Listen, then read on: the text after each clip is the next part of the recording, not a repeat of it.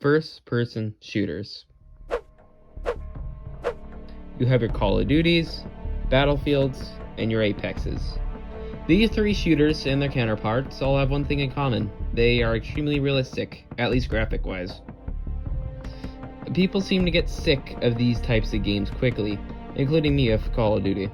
The only realistic shooter I enjoy currently is CSGO, but at least that has actual fun gameplay. There is only one shooter genre I consistently play. Cartoon-styled shooters. Let me explain. Unlike shooters that strive for realistic looks, a cartoony shooter can get extremely varied with their graphics and tend to have varied concepts. For example, Garden Warfare 1 and 2 have 12 distinct variant types, including fire, ice, electric, rock, armored, and many more. These variants keep the gameplay fresh, and even though BFN doesn't have variants, its upgrade system allows you to essentially create your own character, allowing your creations to feel more personal. If you couldn't tell from the title of this video, I'm not talking about plants shooting zombies though. I'm talking about, in my opinion, one of, if not the best cartoon shooter on the market.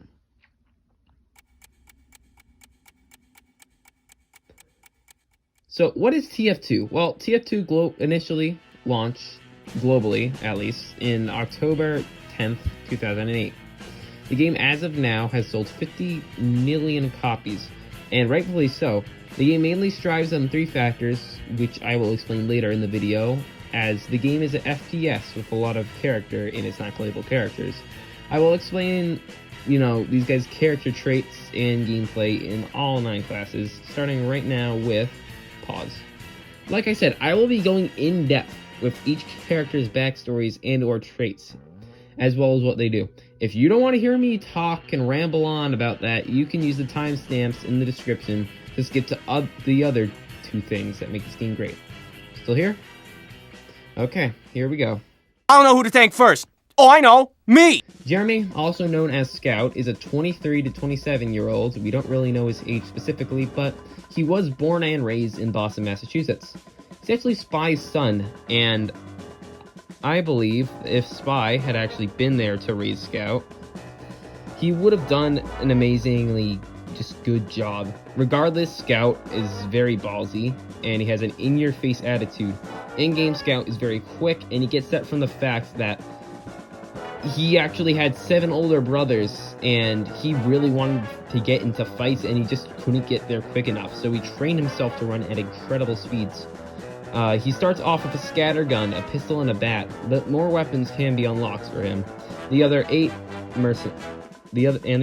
mercenaries. He is effectively like Tracer from Overwatch, a fast combat class mentioned before. He annoys the enemy team and is a good distraction. He gets into fights and out of fights at the blink of an eye. I'm going to keep these descriptions short and move on to... You were good, son, real good. Maybe even the best. The Soldier.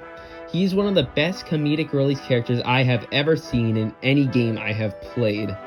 I mean, enter Exhibit A. This is a bucket. Dear God. There's more. No. His age is unknown and he has some screws loose. Soldier is an extremely patriotic man to the point where he does insane and mentally unhinged things to show for it.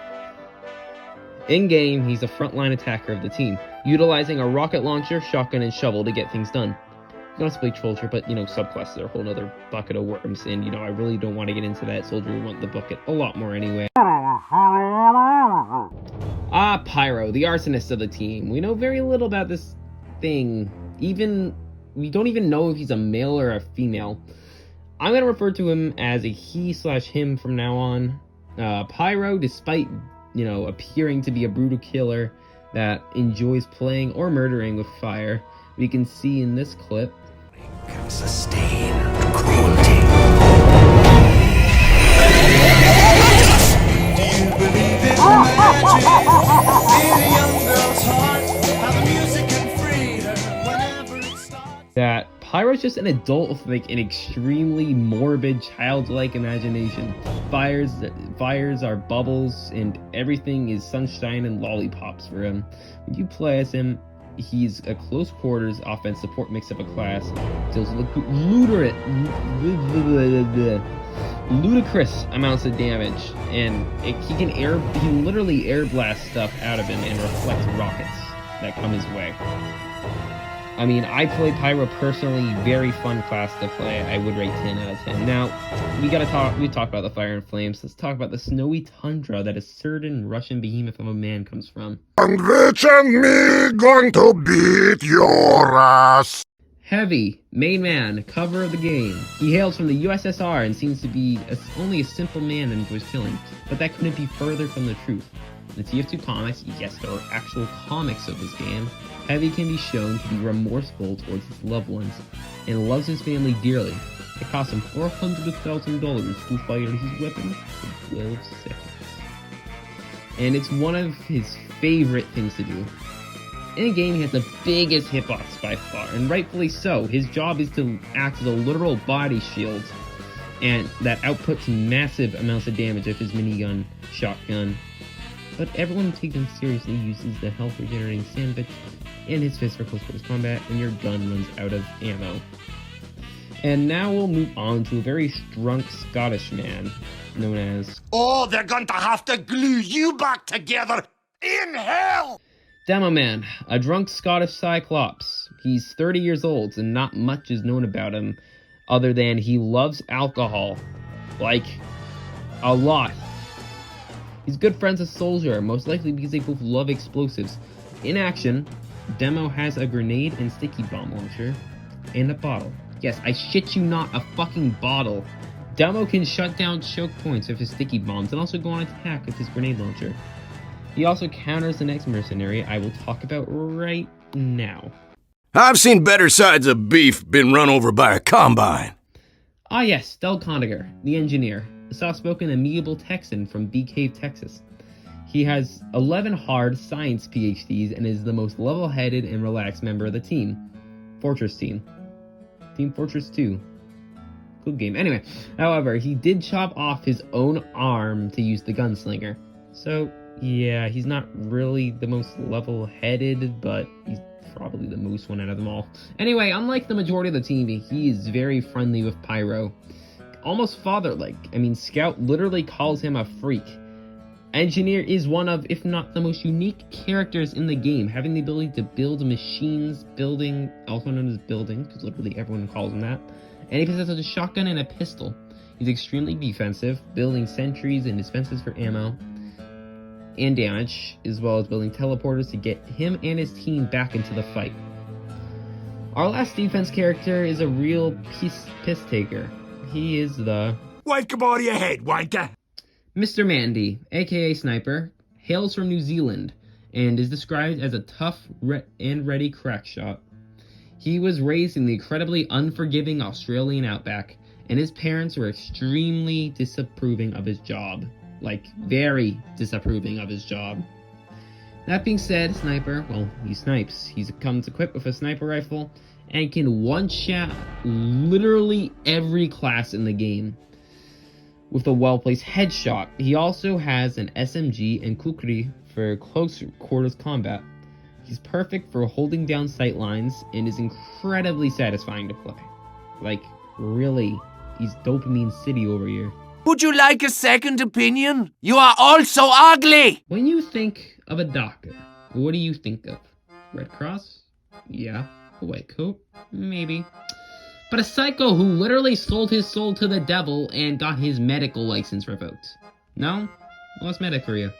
Probably the most unhinged of the team. Medic is not sane and definitely not what a doctor should be. He feels a lot more like a crazy scientist, and that's what makes his character unique.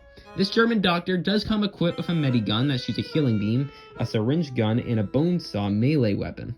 He's the only healing class in the game and does a really fucking good job at it. Probably the best job because he's the only class. Anyway.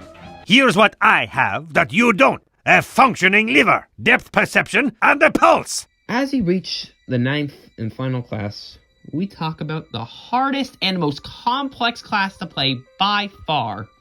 That class being the Spy. Way back when we talked about the Scout, I mentioned Spy being Scout's father. He's classy and spends outrageous amounts of money on his things. I mean, he spent $10,000 on a suit he wears to battle. Saying he's rich would be an understatement. Heavy is sweating with his $2,000 custom-built cartridge minigun cartridges.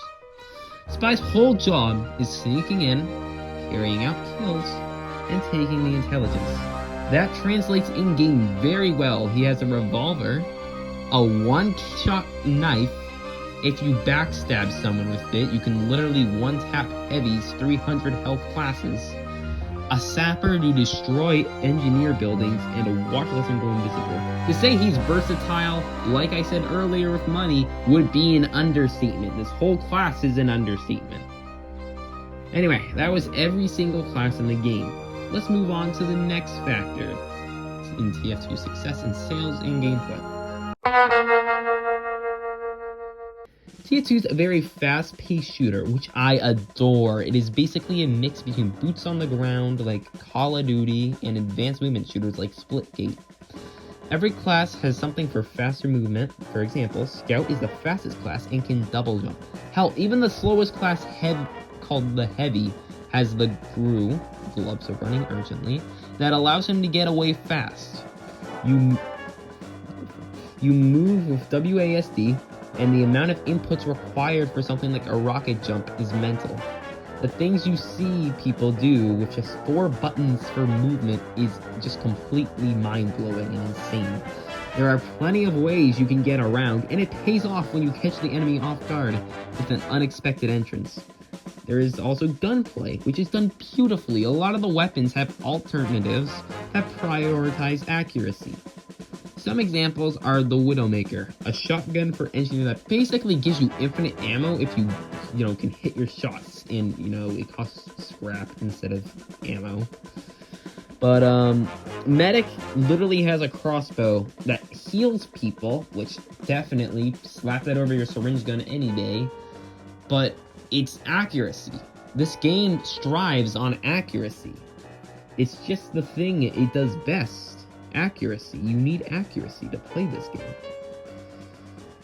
Anyway, now movement and gunplay is cool and all, but there's just one tiny little thing that carries the game the most. I was lying about the tiny part. It's the community. This is the biggest player in TF2's success. Without the community, TF2 would be dead years and years ago. TF2 is dead in terms of updates. However, the community doesn't let this amazing game die. There are countless community servers and a huge player base that keeps the game on its feet. One big community addition is... These are basically wacky game modes made completely by other fellow players. These include, but are not limited to, 10 times, 100 times, and so on. Multiplies the stats of every weapon to make them just completely overpowered. Smash Fortress, it's different. It's basically Smash Bros, if you can tell by the name. Also known as Sumo, where your goal is to knock players off of a platform. That's it. This game, that's what keeps the game floating. Alright. And lastly, one of my favorites, Dodgeball, in which all players are set to Pyro and have to air blast a rocket that gradually increases in speed. To say this game mode is chaotic, I've said this enough, that would be an understatement. I've said this thing like 3 times. Jesus Christ. I mean, this game is just fast-paced. This community keeps it alive, which I love. And, I mean, there's many more game modes I could go in depth with, but come on, that would drag the video on. What do I look like? Someone who wants to make money off of videos? Come on. But, in conclusion, TF2 is a great game. It has a gigantic player base and an amazing community to keep it standing. Its unique characters help it stay afloat and allow it to thrive. Its amazing movement system and great game mechanics allow for low skill floors but high ceilings for virtually all characters. This makes characters really easy to pick up, but really hard to master. I'll see you guys next time. This has been Borderline, and I hope you enjoyed the video.